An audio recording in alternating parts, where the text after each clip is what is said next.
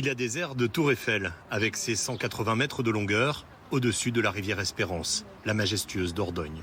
Et c'est l'un des trésors de l'architecture du 19e. Le Périgord est un pays riche de patrimoine. Il y a de la préhistoire, évidemment, il y a la Renaissance, le Moyen-Âge. Bon. Et lui, il est très symbolique de cette architecture moderne, entre guillemets. Toutes les époques ont leur patrimoine. Ce qu'on construit actuellement rentrera dans le patrimoine. Construit en 1892 pour le transport des productions locales de tabac et de chaux, le Gary a connu une bataille féroce entre résistants et soldats allemands pendant la libération le 24 juin 1944. Des passionnés d'histoire aiment revivre ces épopées avec des voitures de l'époque. Hitler, il a ordonné à ses troupes de revenir vers le nord. Et puis la résistance, ils ont explosé 2 parties du pont pour empêcher les Allemands de monter vers le nord.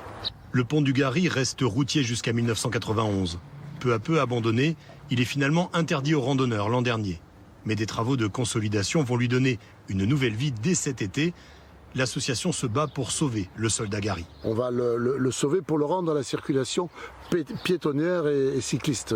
Les voitures ne passeront jamais plus là-dessus. Le pont du Gary, c'est toute mon enfance, toute ma jeunesse. J'ai sauté des pics du pont, comme bon nombre de Périgordins. La balade vaut le détour. Le pont du Gary a un petit côté secret très apprécié ici.